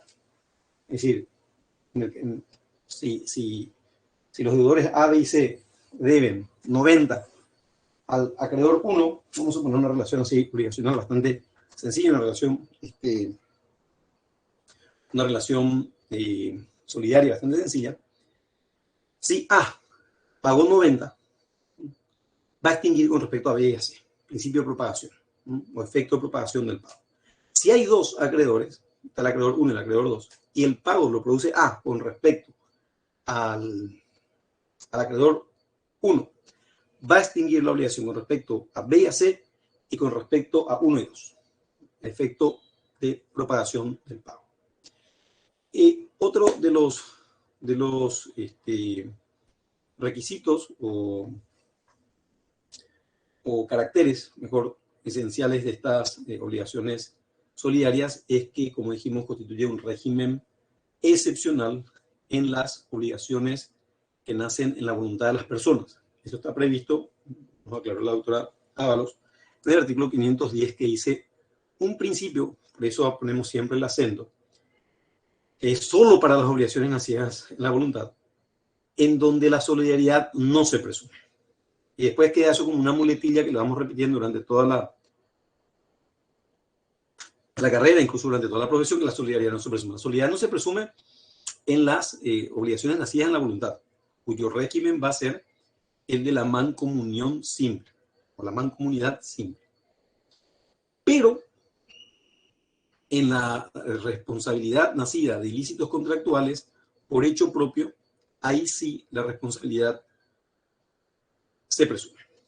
La responsabilidad solidaria se presume. Esto está establecido, como les dije, en el artículo 1841. Otro carácter de las obligaciones solidarias es que estas obligaciones solidarias se establecen en favor de creditores. Ya lo había dicho, no lo voy a repetir, por lo menos no muy profundamente, en donde lo que tiene el sujeto acreedor es una mayor posibilidad de cobrar, porque tiene varios sujetos obligados. Esto tiene, digamos, como contrapunto o como tema a considerar el derecho de prevención. Cuando el acreedor reclama al deudor, a uno de los codeudores solidarios, ese codeudor solidario no le puede pagar a otro coacreedor. Tiene que pagarle al que lo previno. Prevenir, en este caso, no se trata de prevenir un daño, se trata de, es el mismo término, pero tiene otra acepción. El derecho de prevención en este caso se llama a quien le exigió primero el sujeto acreedor con respecto a los demás sujetos obligados. Otra gran distinción o característica que tiene las obligaciones solidarias es que estas obligaciones solidarias tienen una causa única. Y esta es la gran diferencia con las obligaciones llamadas in solidum. En las obligaciones llamadas in solidum, las causas por las cuales se debe lo mismo al sujeto acreedor son diferentes. Vamos a un ejemplo para no complicarnos la existencia. Cuando A, B y C deben una suma de dinero a uno, al acreedor 1, la causa por la cual le deben puede ser, por ejemplo, la voluntad. Firmaron un contrato en el cual decían que A, B y C se obligaban solidariamente a pagarle a uno 100 millones. Y en ese caso, la causa va a ser la misma. Lo mismo pasaría, por ejemplo, si dos o más personas puestas de acuerdo cometen un acto ilícito. Por ejemplo, roban un banco o asaltan a una persona y la dañan. En ese caso, todos quienes cometieron el ilícito van a deber la misma prestación al mismo sujeto acreedor vinculado a la misma causa. Es decir, hay unidad de causa. En la insolutum no existe esta unidad de causa. En la insolutum, las causas por las cuales las partes obligadas deben lo mismo son distintas.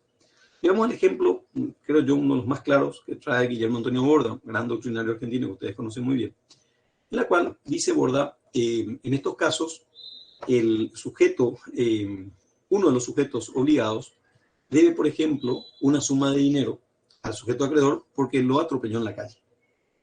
Debe la suma de dinero vinculada a un acto ilícito extracontractual. Y la empresa aseguradora, con la cual el atropellado había contratado en su momento, el riesgo que no lo atropellen en la calle. Perfectamente factible.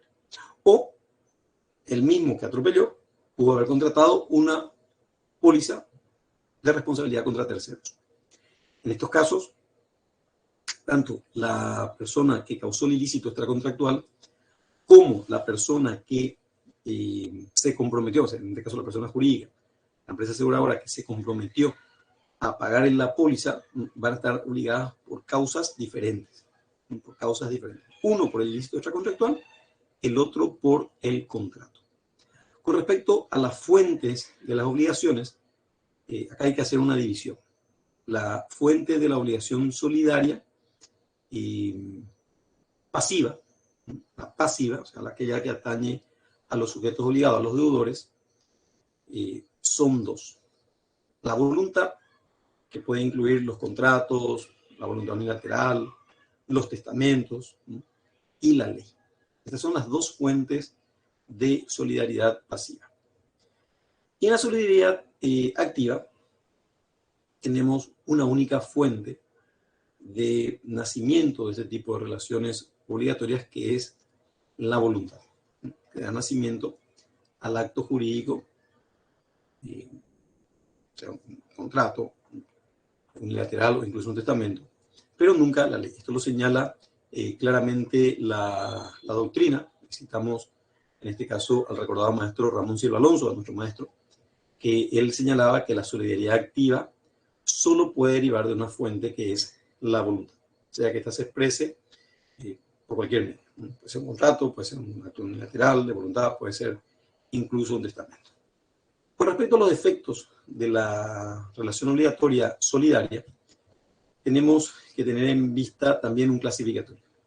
Los efectos que se producen entre sujetos de la misma parte, acreedores entre sí o deudores entre sí.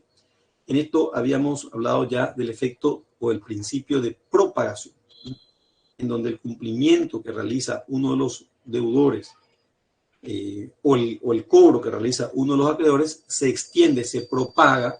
Por ahí viene la denominación de efecto o principio de propagación con respecto a las demás personas que ocupan la misma parte en la relación obligatoria.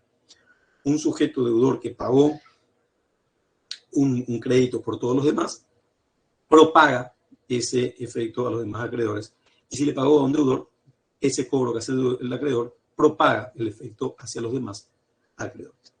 Y el otro efecto que se produce es el efecto de la participación, también conocido como principio de la participación, que establece que una vez que se haya pagado o cobrado el crédito, vamos primero al pago, vamos a suponer que uno de los deudores hizo el pago, el deudor que pagó tiene el derecho de hacer participar a los demás deudores que ocupaban el mismo ámbito o la misma parte de la relación obligatoria en la porción que a cada uno le corresponde, a través de lo que se llama la acción de regreso. La acción de regreso. En este caso, hay que decir lo mismo que dijimos con respecto a las obligaciones simplemente mancomunadas. Se presume que son iguales las porciones en el crédito y en la deuda, porque pasa lo mismo con los acreedores, salvo que el título constitutivo diga otra cosa, en cuyo caso tenemos que estar a lo que diga el título constitutivo. Pero hay que reconocer que en la práctica es prácticamente inexistente, puede llegar a pasar, pero no pasa nunca, que la participación tanto de acreedores como de deudores sea igual, porque directamente se omite. Ahora, si hay unos deudores que entienden mucho de esto, unos acreedores que entienden mucho de esto, podrían decir básicamente, no, esto queremos dividirlo de esta forma, vamos a partir que cada uno vaya a cobrar. Bueno, será un arreglo de ese tema, pero eso prácticamente nunca sucede. También el acreedor que cobró la totalidad del crédito puede ser reclamado por los demás acreedores en la parte que le corresponde a cada uno de esos acreedores. Entonces, cada acreedor le va a poder reclamar al que cobró esa porción del cobro. Entre sujetos de partes diferentes, el efecto más destacado que señala la doctrina es el efecto vinculado al principio de prevención, que ya les había mencionado hace un rato qué significaba. La prevención en el ámbito de las obligaciones solidarias significa básicamente que un acreedor le exige a un deudor el pago total de la obligación. En esos casos, cuando el sujeto acreedor elige uno de los deudores, el pago tiene que hacerse por ese deudor exclusivamente al acreedor que formuló la prevención en caso de haber varios acreedores. En estos casos se ha interpretado esta palabra demanda que aparece en el artículo, no recuerdo qué número era, pero estaba ya por el 512 o 513 del Código Civil, que decía si uno de los deudores hubiese sido demandado, dice, o sea, en esos casos esa palabra demanda o hubiese sido demandado, traducida a demanda, se ha interpretado como la demanda judicialmente deducida. Se planteó una demanda y entonces en esos casos el acreedor que previno debe plantear la demanda y notificarla, en cuyo caso ese hecho de la notificación es el que va a marcar la prioridad que va a tener ese acreedor para ser pagado con exclusión de los demás coacreedores por el deudor o los deudores elegidos. Acuérdense que puede demandar uno solo de los acreedores a todos los deudores, a algún deudor o a un deudor. ¿Por qué va a hacer esto? Y bueno, básicamente, como dijimos hace un rato, por la potencialidad de pago que tengan los acreedores, perdón, los deudores. Si tenemos un insolvente, notoriamente insolvente, ¿para qué le vamos a demandar a incurrir en gastos cuando tenemos otros dos que son absolutamente solventes? Entonces vamos a centrar la artillería del cobro con respecto a los deudores que son solventes. Con respecto al pago de estas obligaciones solidarias, tenemos que señalar que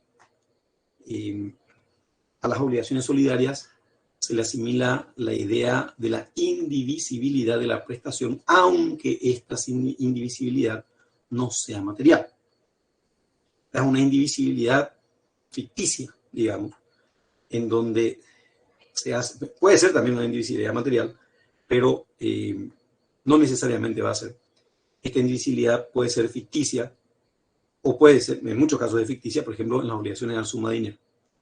Cuando un acreedor pacta con un número N de deudores, 5 deudores, que le van a pagar 100 millones, si nosotros dijimos, bueno, 100 dividido 5 da 20, y cada uno le pague 20, claro, es una solución perfectamente factible, hacen una vaquita, le juntan el dinero, cada uno pone 20 y le pagan al acreedor. Pero el acreedor puede decir, no, a mí no me interesa reclamarle al 3 y al 4 porque son absolutamente insolventes, le reclamo a uno la totalidad. En este caso, la obligación es naturalmente divisible, es dinero, puede partir perfectamente, pero se hace la ficción de la indivisibilidad. Entonces, el acreedor puede, a pesar de la posibilidad de dividir físicamente, puede no consentir esa división y puede reclamar el todo a uno, a algunos o a todos. Habíamos hablado también de la insolvencia en las obligaciones simplemente mancomunadas. Y acá, en el ámbito de las obligaciones solidarias, tenemos que decir que en este caso la insolvencia tiene un efecto distinto a las obligaciones simplemente mancomunadas. En este caso, en las obligaciones solidarias, como el cumplimiento de la obligación implica la ficción de la indivisibilidad, muchas veces por la voluntad que dio generación, que dio nacimiento a esta obligación o por la misma ley, en estos casos, si uno de los codeudores se vuelve insolvente, esta insolvencia no tiene efecto con respecto a la expectativa del acreedor o de los acreedores en caso de ser varios, porque este acreedor o los acreedores van a poder reclamar la totalidad del crédito a los restantes codeudores, a uno, a alguno o a los demás codeudores. Entonces, en esos casos, la insolvencia de uno sí se, digamos, como que se distribuye entre los demás y los acreedores tienen esta posibilidad de reclamar. Con respecto al tema de la prescripción liberatoria en las obligaciones solidarias, acá estamos en presencia nuevamente de lo que estuvo explicando la doctora Ábalos hace un rato. La prescripción liberatoria obviamente se puede dar en estas obligaciones solidarias, pero se discutió si es que en estas obligaciones podría presentarse como extinción o simplemente como privación de la acción, que es lo que habíamos hablado. La prescripción, perdón, la interrupción de la prescripción en el ámbito de las relaciones obligacionales solidarias tienden también a producir el mismo efecto de propagación contra todos los deudores y a favor de todos los acreedores. ¿Esto qué significa? Esto significa que si cualquier acto de interrupción de la prescripción se produjera, ese acto de interrupción va a beneficiar a todos los acreedores y va, digamos, a perjudicar a todos los deudores. Porque recuerden que estamos en presencia de una unidad de prestación. Los deudores deben lo mismo, a favor del mismo sujeto acreedor. Y, por lo tanto, en estos casos, cualquiera sea la situación, se puede producir el efecto de propagación a favor de los demás o en contra de los demás. Y con respecto a la suspensión, el Código Civil no se refiere a la suspensión de la prescripción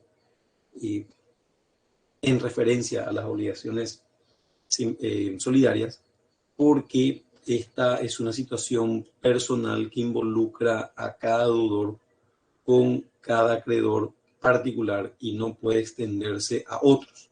Esto lo dicen puntualmente los artículos del Código que tratan de la suspensión de la prescripción. Lo habíamos hablado hace un rato, que refieren más bien situaciones. Esto está ya alrededor del artículo 640, 642 del Código Civil, en donde nos refieren qué situaciones tienen el efecto de suspensión de la prescripción. Ya muy brevemente, haciendo una reiteración entonces, la solidaridad puede ser activa o pasiva. Va a ser activa cuando tengamos más de un acreedor que puede realizar el reclamo y el cobro, y va a ser pasiva cuando tengamos más de un deudor vinculados todos ellos a una única fuente, recuerden que habíamos hablado de la unidad de fuente, y el pago hecho por uno de estos deudores a favor de uno de los acreedores tiene el efecto de propagación en beneficio de los demás. A ver, ¿qué más nos queda según este tema? Hablamos ya de la definición, de las fuentes, defensas que pueden deducirse. Bueno, la doctrina habla permanentemente de dos tipos de defensas: defensas comunes y defensas personales o exclusivas que puede plantear cada uno de los deudores. Las defensas comunes pueden ser opuestas por cualquiera de los codeudores. Estas defensas se refieren a cualquier causa de extinción de la obligación, como el pago, la novación, la prescripción, la imposibilidad de pago sin culpa de todos los obligados, la remisión de la deuda. Cualquiera de estas cosas que pasen va a tener el efecto de propagación en beneficio de los demás codeudores y con relación a todos los acreedores. Y si uno de los deudores pagara la deuda común y otro es demandado por la deuda común, ese sujeto demandado puede invocar la defensa común de pago, por ejemplo, y traer la constancia, es decir, va a estar obligado a probar por las reglas de las cargas probatorias, va a estar obligado a probar que él fue, o que otro de los deudores fue, quien abonó la obligación, quien abonó la prestación, mejor dicho. Y en esos casos, la persona demandada va a poder probar esta defensa común. Hay otras defensas que son, como dije, personales o exclusivas. Y estas son defensas privativas de cada sujeto obligado. Es decir, no pueden ser invocadas por otros. En estos casos se invoca como casos de defensas personales a cuestionamientos que tengan que ver con la nulidad del vínculo obligacional que involucra a cada uno de los sujetos. Por ejemplo, la incapacidad del obligado al momento en que el mismo se obligó va a tener una afectación con respecto a la validez del vínculo. O un vicio de la voluntad con respecto a uno de los sujetos obligados, error, dolor, violencia, etc., va a tener también efectos con respecto a este. Y también la remisión de la deuda podría considerarse, se considera en algunos casos, que es una defensa privativa, ¿no?, que se da en beneficio de quien fue remitida la deuda y no en beneficio de los demás. Esto lo dice puntualmente Borda cuando trata el tema, refiriéndose a la remisión parcial de la obligación. También tenemos el caso de la renuncia a la solidaridad pasiva. Esta renuncia a la solidaridad pasiva puede ser de dos tipos, una absoluta o una relativa. La absoluta se da cuando el acreedor renuncia con respecto a todos los deudores, ¿no?, dividiendo la obligación entre todos ellos. En ese caso, cada uno de los deudores va a quedar obligado en forma simplemente mancomunada con el acreedor, y se exige, obviamente, que no sea en forma presuntiva, sino que sea en forma expresa. El acreedor puntualmente mencione esta división.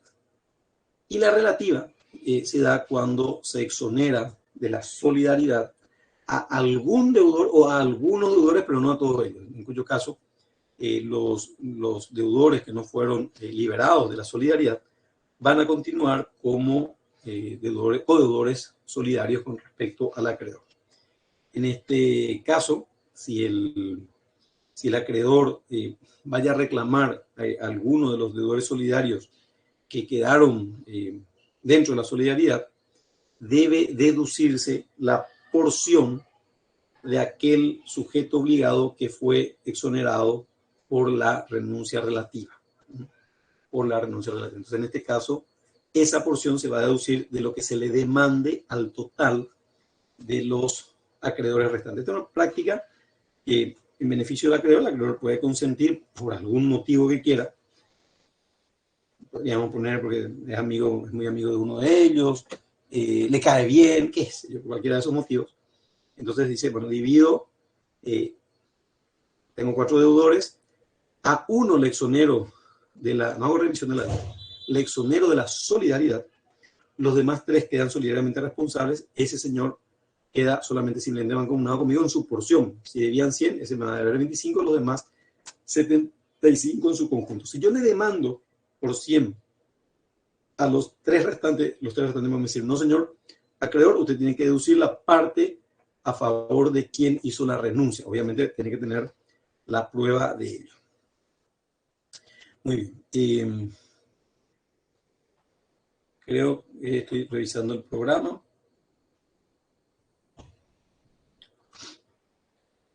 Bueno, vamos ya entonces a las obligaciones divisibles.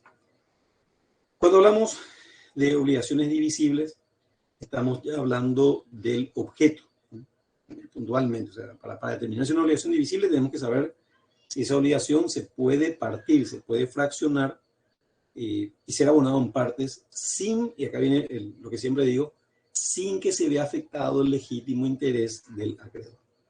Porque repito, un caballo o una televisión se puede partir. Tomamos una sierra, cortamos por la mitad del caballo, acto bastante cruel, dicho sea de paso, se puede entregar 2 partes, pero va a perder el interés del acreedor, lo mismo con una televisión. Tratándose de obligaciones divisibles, lo que juega acá es la posibilidad del fraccionamiento con respecto al objeto, sin afectar el legítimo interés del sujeto acreedor. En estos casos, las obligaciones divisibles las estudiamos con más interés en estas obligaciones de sujeto múltiple. Por ejemplo, el Código Civil hace una alusión a la divisibilidad física. Una obligación de sujeto simple El objeto puede ser la prestación de una obligación divisible, en cuyo caso, como se trata de un acreedor y de un deudor, no va a tener mucho interés en el análisis si se trata de divisible o indivisible, porque de todo modo va a tener que prestar la totalidad de la obligación por el principio de integridad de pago para que se considere que se pagó la deuda. Y cabe señalar que la doctrina señaló que la regla es la divisibilidad de la prestación y que la indivisibilidad es la excepción. Por ende, la prestación podría cumplirse por porciones, salvo cuando la indivisibilidad se disponga por tres motivos. Cuando el objeto vaya a ser notoriamente afectado en cuanto al interés del acreedor, caso del caballo, caso de la televisión, cuando la voluntad expresamente se haya establecido que se va a considerar que no se va a poder dividir, aunque sea materialmente divisible, las obligaciones solidarias, o cuando la ley disponga que se trata de un vínculo solidario. Podríamos traer como ejemplo algunos artículos del 1841 que habíamos citado, que tiene que ver con la solidaridad en la responsabilidad indemnizatoria derivada de los actos ilícitos. El 1350, el Código Civil, que habla de que todos los que hayan firmado una letra de cambio van a estar solidariamente obligados hacia el portador de la letra de cambio. Y 1537, que remite a las normas de la letra de cambio para quienes dependen un pagaré. Esto que les menciono es importante porque si en el título del pagaré o de la letra de cambio, más usualmente el pagaré, que es el documento que más solemos ver en plaza, ya que la letra de cambio está destinada principalmente a la circulación internacional y el pagaré a la interna, las personas que hayan firmado esas letras, la letra de cambio o el pagaré, aunque no se haya mencionado ni una palabra con respecto a la solidaridad, por el solo hecho de la suscripción ya están solidariamente obligados porque surge ello de la ley. Esto con respecto al tema de las obligaciones divisibles. Y las indivisibles, al contrario de lo que habíamos hablado, las indivisibles son aquellas cuyo objeto consiste en prestaciones que no pueden ser partidas. Entonces, en estos casos, la indivisibilidad también se va a basar en la naturaleza de lo debido, la indivisibilidad física. Las reglas que aplicamos al pago, perdón, a las obligaciones indivisibles son las reglas de la solidaridad. Y las reglas se aplican en una expresa referencia en el Código Civil, de modo tal a que estas obligaciones solidarias e indivisibles son tratadas, digamos, con las mismas normas. Vamos a hablar ya en la última parte de la charla de hoy de las obligaciones llamadas concurrentes o insólidum. Le hicimos alguna referencia momentos antes, y también a las obligaciones subsidiarias. En ese sentido también tengo que reconocer el aporte de la doctora Ábalos cuando estuvimos reestudiando todo esto para la inclusión de estos puntos tanto en el programa como en los materiales que vamos a editar al respecto de los libros de obligaciones. Con respecto a las obligaciones concurrentes o insólidum, habíamos dicho que la característica principal de las obligaciones solidarias es la unidad de la fuente. Y este es el punto principal que distingue a estas obligaciones solidarias de las obligaciones concurrentes o insólidum. En las obligaciones solidarias hay una sola fuente, y en las concurrentes o insólidum las fuentes pueden ser o deben ser diversas. Habíamos dado el ejemplo en donde se establecía puntualmente que estas obligaciones concurrentes podían ser aquellas, por ejemplo, en la cual una persona debía una indemnización por haber atropellado a otra, y la misma prestación la debe la empresa aseguradora que emitió una póliza a favor de quien atropelló en beneficio de la responsabilidad civil que él pueda asumir con respecto a terceros. Entonces, en estos casos, el sujeto acreedor tiene dos deudores que le deben lo mismo, a lo mejor por montos distintos, pero le deben la misma prestación, vinculados por por una causa diferente o por causas diferentes. En estos casos, los caracteres de la relación concurrente, en primer lugar, es la identidad del acreedor. Es decir, en estos casos hay un solo acreedor frente a varios deudores, pero sin embargo debe reconocerse que a pesar de no ser usual, nada obsta también a que exista en algunos casos una pluralidad de sujetos activos, pero lo usual es que hay normalmente una singularidad de acreedores. El objeto debido en las obligaciones concurrentes o insolium, como dije, es lo mismo. Nos encontramos en una situación en la cual lo que se debe, en el caso que dimos, por ejemplo, la reparación, es pagar la indemnización a la cual se encuentran obligados tanto la empresa aseguradora como la persona que atropelló, o, por ejemplo, el principal independiente. Fíjense después, por favor, en el artículo 1842 del Código Civil, que habla de las obligaciones nacidas como garantía. En estos casos, el objeto debido, repito, es lo mismo, pero implica una diferencia de causa. Y a pesar de tener esta diferencia de causas, las partes tienen que abonar a la acreedora hasta la cancelación de lo debido por el principio de integridad de pago. Obviamente con las limitaciones propias. En el caso que dimos, si la aseguradora dijo, bueno, yo te voy a pagar la responsabilidad civil derivada de cualquier accidente de tránsito hasta 6 millones, pero el reclamo es de 100,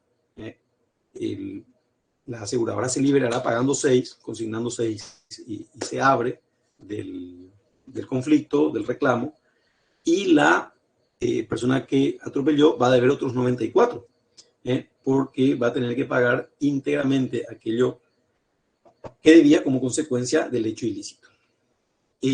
Otra característica de estas obligaciones concurrentes es la pluralidad de deudores. Así como lo normal, lo usual es un único acreedor, lo normal, casi lo necesario, es que existan más de un sujeto obligado, vinculado cada uno de ellos, repito, a su propia causa fuente. Y esta diferencia de causa fuente nos lleva a una cuestión que se impone como muy evidente. Como cada causa fuente es distinta, las reglas a las cuales van a estar sometidos cada uno de los sujetos obligados también van a ser distintas. Es decir, por ejemplo, cada uno puede tener su propio plazo de prescripción liberatoria. Ojo, cada uno puede tener su propio plazo de prescripción liberatoria. En el caso que dimos, por ejemplo, la acción derivada del contrato de seguro prescribe al año, a un año, y la acción vinculada a la responsabilidad extracontractual prescribe a los 2 años.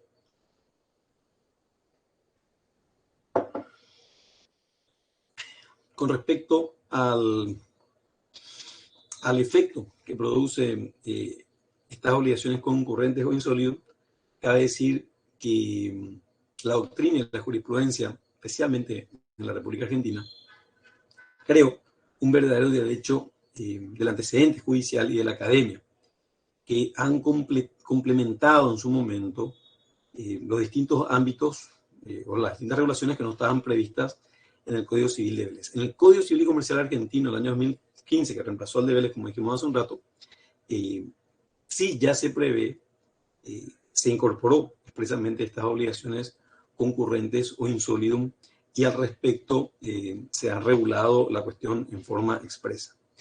El acreedor, en estas relaciones concurrentes o insólidum, tiene derecho a cobrar a todos o a alguno de los deudores.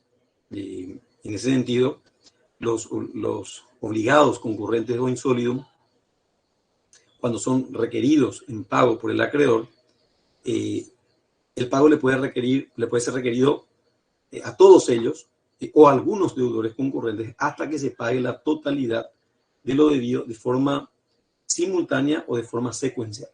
Puede ser de una u otra forma. En las obligaciones concurrentes o insólidum, en este caso, se parece mucho a las solidarias perfectas, que es la que hablamos hace un rato, pero cabe aclarar que debido a que tienen causas distintas que vinculan a cada deudor con el acreedor, pueden presentarse limitaciones, como habíamos dicho. Así, por ejemplo, el ilícito del dependiente va a comprometer también la responsabilidad del principal, lo había mencionado el artículo 1842, o el caso del ilícito realizado por una persona que está asegurada, en cuyo caso también la aseguradora va a tener un límite de responsabilidad de acuerdo a la cobertura de su póliza. Acá se presenta también una situación parecida a las obligaciones solidarias con respecto a la propagación del pago realizado por uno de los codeudores. En ese sentido, lo abonado por cualquiera de los codeudores concurrentes va a beneficiar a los demás coobligados en la misma prestación.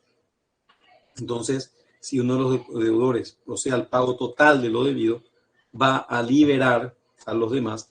Y en estos casos, si uno de los deudores procedió a pagar hasta el límite de obligación, por ejemplo, la empresa aseguradora que abona lo que señalaba la póliza y hasta el límite de la misma, a favor del asegurado que ha sufrido un daño por el ilícito de un tercero, que era el sujeto asegurado, dicho deudor se va a liberar totalmente de la obligación, pero el acreedor va a poder reclamar el saldo a los demás obligados concurrentes en el caso podrá peticionar, por ejemplo, el pago del saldo no cubierto por la empresa aseguradora en caso de que haya un saldo no cubierto.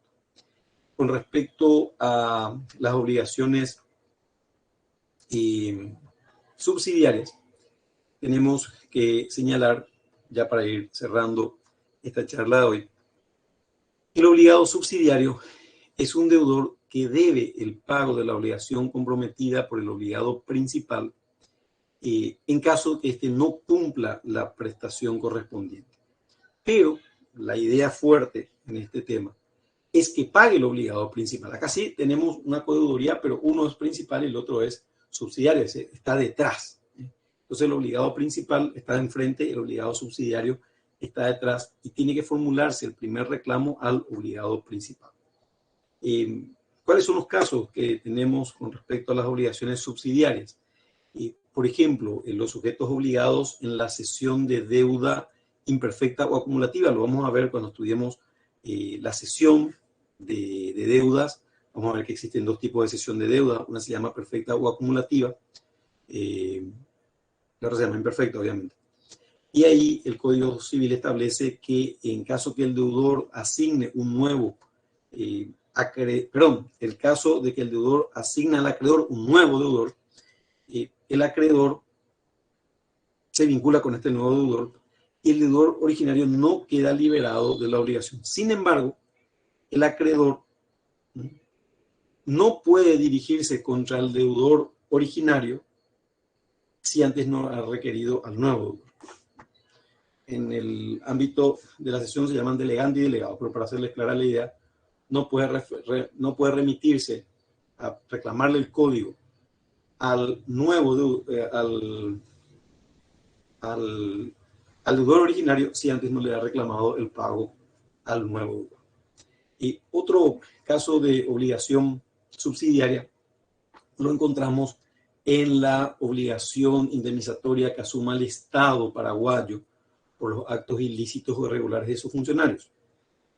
Esto lo van a encontrar muy claramente en un artículo de la Constitución, el artículo 106, y en el artículo 1845 del Código Civil, que establece que en caso de que el acto sea irregular de los funcionarios, estamos hablando directamente de transgresiones, delitos, faltas, etc., el sujeto afectado va a tener una acción indemnizatoria en contra del funcionario público, en primer lugar, también en contra del Estado, pero no le va a poder cobrar al Estado hasta tanto le cobre al funcionario. Y el Estado va a responder subsidiariamente, caso dice, de insolvencia. Fíjense que habla de insolvencia del sujeto obligado principal. Nada obsta en estos casos a que la demanda se plantee contra ambos. Hasta ahí los tribunales paraguayos han aceptado estas demandas, contra el funcionario y contra el Estado, pero el orden de cobro siempre es primero contra el funcionario y subsidiariamente contra el Estado. Y el último caso que tenemos, en donde se presenta una obligación subsidiaria es el caso de la fianza. En el contrato de fianza, como ustedes saben, la relación obligacional se establece entre el acreedor y el deudor, y hay un tercero que se llama fiador, que se vincula contractualmente no con el deudor, sino con el acreedor. Y le dice al acreedor, yo te voy a pagar si tu deudor no te paga. Esta fianza, de acuerdo a la forma que puede ser pactada, puede incluso pactarse la renuncia al beneficio de exclusión, es decir, el fiador va a quedar técnicamente como un solidario codeudor del deudor principal, pero puede ser que no se pacte, en cuyo caso va a haber este beneficio de exclusión y de división, y el acreedor va a tener que reclamarle primero al deudor principal, y en caso de impago, ahí recién ir contra el fiador, en cuyo caso tenemos el tercer caso de obligación subsidiaria. Muy bien, creo que con esto estamos terminando. Doctora Montserrat, si queda algo pendiente. Sí, doctor, no, el programa está íntegramente desarrollado por el día de hoy. Muchas gracias por la clase, muy interesante y muy clara realmente. No sé si algún alumno tiene alguna consulta que realizar de manera de ir cerrando ya, o estamos todos bien. El silencio en este caso será entendido como asentimiento. Así es. Está todo muy claro entonces. Bueno, muchas gracias y estaremos viéndonos la próxima semana probablemente. Gracias, doctora Cira Montserrat Ábalos, por tu colaboración el día de hoy. Organizaste todo el curso, la clase. Te agradezco la presencia hoy, realmente muy, creo yo, productiva. La charla hoy es una charla muy técnica. Les recomendamos la lectura de varias veces de los materiales porque no son temas fáciles, son temas bastante complejos, pero una vez que le encuentren la vuelta, obviamente la cuestión se presenta más asible. Por lo tanto, la recomendación es lean, no una vez, lean varias veces y apréndanse los principios de estas relaciones obligacionales de sujeto múltiplo. Agradezco también a los demás que entraron a la clase el día de hoy y un saludo cordial a cada uno de ustedes, en especial a la doctora Cira Ábalos que acompañó la clase. Muchas gracias y nos vemos en la próxima convocatoria. Hasta luego. Hasta luego, doctor. Gracias, doctor. Gracias, doctora.